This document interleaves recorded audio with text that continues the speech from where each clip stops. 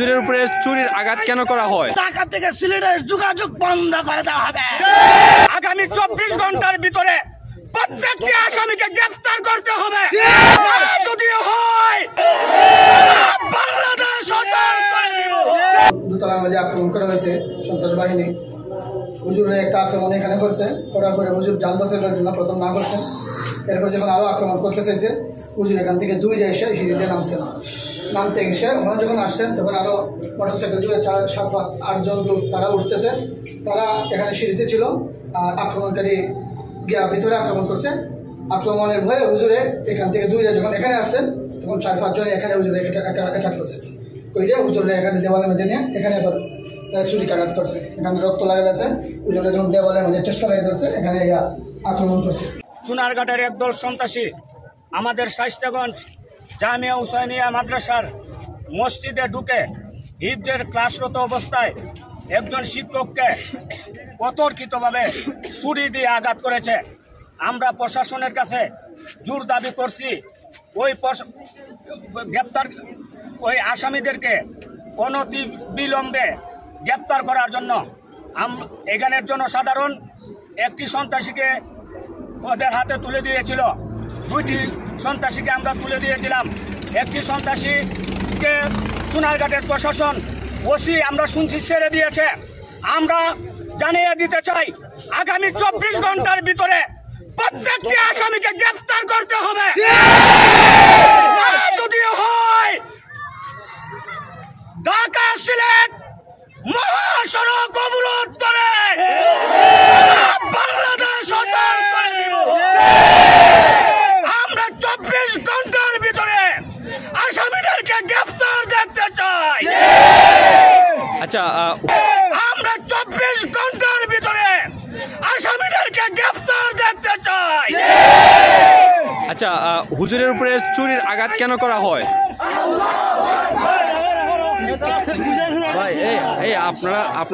আচ্ছা, আপনাদের হুজুরের উপরে কেন চুরির আঘাত করা হয়? হুজুরের উপর আমাদের মাদ্রাসার কিছু নিয়ম কানুন আছে। ওই ছাত্র মাদ্রাসার নিয়ম কানুন বারবার লঙ্ঘন করার কারণে এখন বছর শেষ হয়েছে।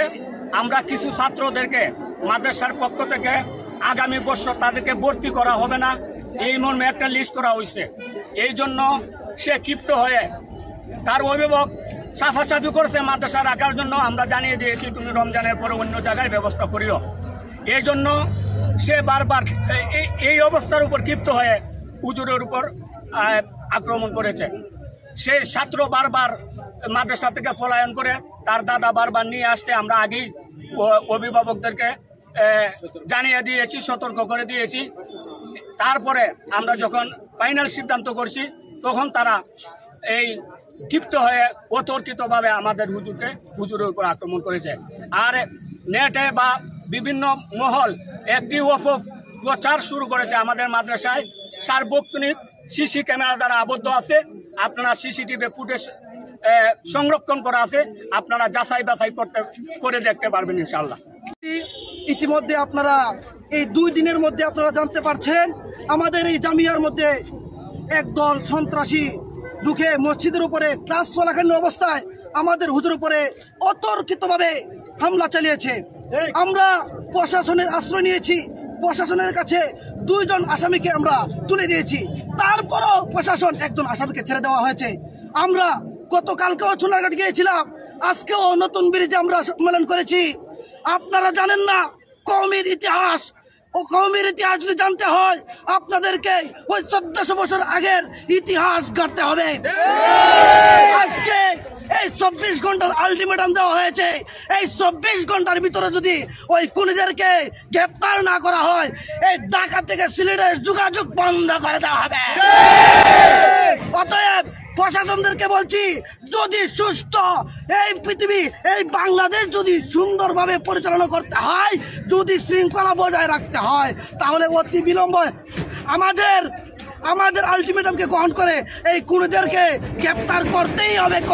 ঠিক না?